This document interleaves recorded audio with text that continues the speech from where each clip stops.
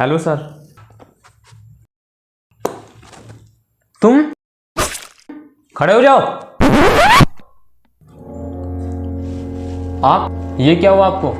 Sir पापा के sir में चोट लग गई और तो उनकी याददाश्त भी चली गई। कैसे? कुछ दिन पहले याददाश्त चली गई। अच्छा तो मुझे आपका नाम बताइए। हृदय गुप्ता। सर मैंने बताया। ये आपका क्या लगता है? बेटा है मेरा। सर मैंने बताया। आपकी टोटल कितनी शादी हुई हैं? एक। सर मैंने बताया। अरे सबकी एक ही होती है। आप ये बताइए सबसे ज्यादा प्यार किससे करते हैं? सोनाली। सर मैंने नहीं बताया। अरे क्या बोल रहे हो आप? सोनाली मेरी बीवी का नाम है। सर पापा को कुछ याद नहीं है। अरे तो नहीं यहाँ क्यों लाए? सर आपने ही बोला था तब तक स्कूल मत आना जब तक पापा साथ ना हो। सर मैं पढ़ना चाहता हूँ। बेटा तुम पढ़ चुके हो आवारागर्दी में। आप बैठिए, बैठिए आप। और तुम तो मेरे सामने खड़े रहने के लायक नहीं हो। Thank you sir.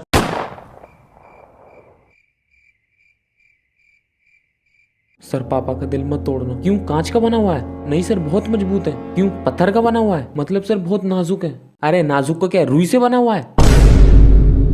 आज जो मेरे अंदर है ना वो बाहर आके ही रहेगा। ठीक है फिर आप जाओ, हम वेट करते हैं। वैसे घर से करके आते तो आपको रोकनी नहीं पड़ती।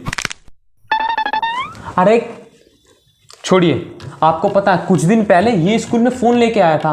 अब जैसी सुबह के टाइम में चेकिंग होने लगी इसने फोन मेरी पैंट में डाल दिया। अब इनका फोन वाइब्रेट होने लगा तो मुझे गुदगुदी होने लगी। बच्चों को लगा सर को मिर्गी का दौरा पड़ गया। सारे जमीन पर लुटाकर मुझे जूता सुंघाने लगे और एक बच्चे ने तो बाल्टी भर के पानी मेरे ऊपर डाल दिया। सर वो बहुत जल्दबाजी में हो गया था, हम डर गए थे ना इसीलिए। अरे डरना तो लोगों को चाहिए, वो भी तुमसे। आपको पता है मेरा 5 साल का बच्चा बाथरूम में हग रहा था, इन्होंने बाहर से लाइट बंद कर दी। मेरा हगता हुआ बच्चा ऐसे भाग के मेरे पास आया जैसे भूत देख लिया हो। 15 मिनट तक मेरी छाती से चिपका रहा वो। बेटा ऐसे किसी हगते हुए आदमी को परेशान नहीं करते। सॉरी पापा। एक तो ट्यूशन शुरू होने से 1 घंटा पहले मेरे घर आकर बैठ जाते हैं और टीवी खोल के तेज आवाज में गाने बजाते हैं और ट्यूशन खत्म होने के 2-3 घंटे बाद तक मेरे घर में पड़े रहते हैं। सर वो तो हम इसीलिए आते हैं ताकि 2 गुना ज्यादा रिवीजन हो सके। अरे तुम्हारे 2 गुना ज्यादा रिवीजन के चक्कर में 2 गुना ज्यादा बिल आने लगा है मेरा। उस दिन मैंने स्कूल में ही बोला था कि आज ट्यूशन मत आना, आज मेरे साले को लड़की वाले देखने के लिए आने वाले हैं, लेकिन नहीं, हर दिन छोड़ के उन्हें उसी दिन ट्यूशन आना था। बाहर रिश्ते की बात चल रही है और अंदर मैं केमिकल रिएक्शन पढ़ा रहा हूँ और ऊपर से मेरी बीवी गुस्से से किचन में बर्तन गिरा गिरा के मुझे डरा रही थी। मेरे साले को लगा मैं जानबूझ के बाहर नहीं आ रहा। उनके सामने कहता है मुझे किसी की जरूरत नहीं है, मेरे लिए तो मेरी दीदी सब कुछ है। अरे ऐसा है तो अपने घर लेके जाए ना, मेरे घर में क्यों पड़ा है? वैसे हमारे घर में भी काफी जगह है पर बेड एक ही है।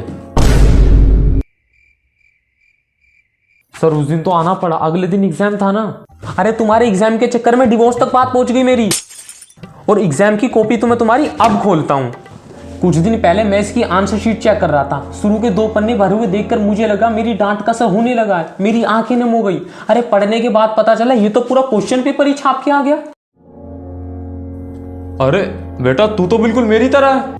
तभी हरामी है। सोनाली, हेलो। अरे कौन कह रहा है तुम्हें याद कर रहा हूं? अरे हिचकी आ रही है तो पानी पी लो ना। तू कहे तो हवाएं चला के मिलूं। तुम चली जाओ, मैं शाम को मिलता हूं। Okay okay bye. तू कहे तो बाहें फैला के मिलूं। तू कहे तो सूरज को चांदनी रात बना के मिलूं। तू जैसे चाहे वैसे मिलूं। बस ये बता कहाँ मिलूं, कब मिलूं, कैसे मिलूं। बस। कब से आदमी मेरी बीवी के बारे में अनाप शनाप बके जा रहा है? अरे मेरी बीवी है वो। तुम सब ने मिलकर मेरी नाक में दम किया हुआ है। एक बार कुत्ते की पूंछ सीधी हो सकती है, गधा घोड़ा बन सकता है, लेकिन तुम नहीं सुधर सकते। और उसका नतीजा ये आज मैं बताना चाहता हूं, इस आदमी की जो भी हालत है वो सब मेरी वजह से है। क्या? मैंने ही ना अकेले में रात को मिलने के लिए बुलाया था और मैंने ही, मुझे लगा अगर इन्हें चोट लगेगी तो कुछ दिन तुम मनुष्य की शक्ल देखने के लिए नहीं मिलेगी, लेकिन नहीं, मुंह उठाकर फिर से आ गए। लेकिन मैं अब और बर्दाश्त नहीं करूंगा। सर शांत हो जाइए, तुम चुप रहो। मैं सर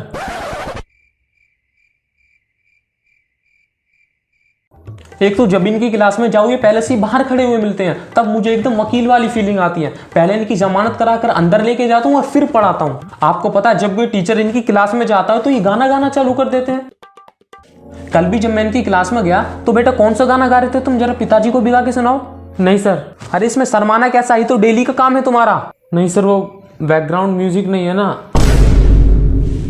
वो भी आ जाएगा, तुम गाना गाओ, मैं ढोल बजाता हूं, तुम गाना गाओ, ठीक है। 1 2 3। एका होता ते पिछवा से चूक राजा जी, लगा दे के चोलिया के हुक राजा जी, लगा दे के चोलिया के हुक राजा जी, लगा दे के अरे बस राजा जी। एक तो इसकी संगत इतनी खराब हो गई है, इसका वो दोस्त शिवम, दोनों गर्ल्स रो के बीच में बेंच लगा कर बैठते हैं। सर वो तो हम इसलिए बैठते हैं क्योंकि ऊपर पंखा लगाया ना, तो डायरेक्ट हवा लगती है। बेटा हवा तो लग चुकी है, जो वो करता है वो ये करता है, वो बंक मारता है ये भी बंक मारता है। एक बार तो दोनों बंक मारकर लाल किला पहुंच गए और वहां जाके मुझे वीडियो कॉलिंग कर रहे हैं। सर गलती से लग गया था। क्या बंक? नहीं फोन। अरे बंक तो जानबूझ के लगा था ना।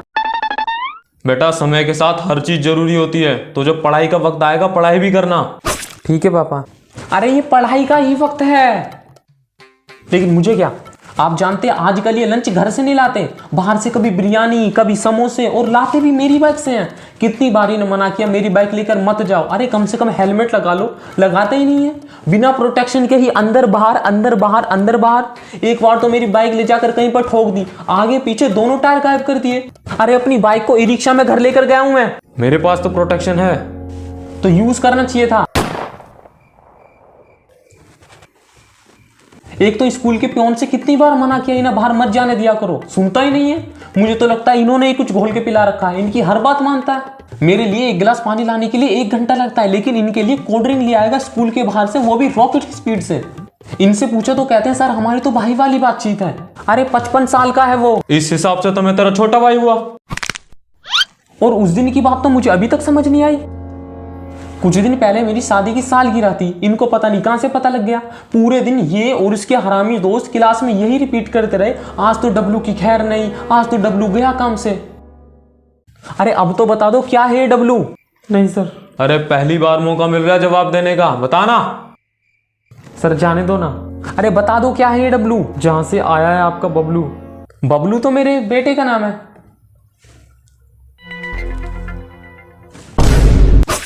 और मुझे अभी तक लगता था ये बच्चे हैं। अरे तुम्हारी बड़ी बहन जैसी है वो। एक तो कुछ दिन पहले इन्होंने उसकी डिलीवरी गलत कर दी। इतनी जल्दी? अरे कौन सी डिलीवरी समझ रहे हो आप? मेरी बीवी की बेकरी है, पिछली बार बताया था आपको। अरे याद आया, आप तो रीसेट होके रखे हो।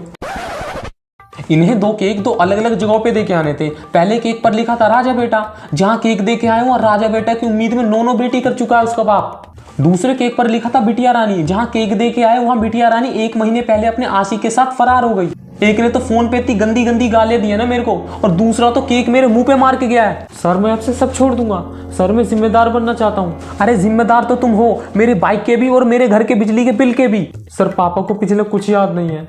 बैगन की सब्जी पापा को बिल्कुल पसंद नहीं है, लेकिन फिर भी ऐसे खा रहे थे जैसे बैगन के अलावा और कुछ पसंद ही नहीं है। थोड़ी देर पहले मामा आए थे मिलने, लेकिन उनको भी चोर समझकर बहुत मारा। मम्मी का भी रो रो के बहुत बुरा हाल है, कह रही है अब उनकी गाली कौन सुनेगा। और कल तो मम्मी को अपने ही घर का किराया देने लगे। कितना बुरा हूँ मैं, एक हंसते खेलते परिवार से उसकी खुशियाँ छीन ली मैंने। अपना बदला लेने के लिए मैं कितना नीचे गिर गया, और अभी तो इनसे 2 महीने की फीस भी लेना बाकी है। लेकिन इतनी मामूली सी चोट से याददाश्त कैसे जा सकती है? वही तो, बाथरूम में गिर के फिसलने से याददाश्त कैसे जा सकती है?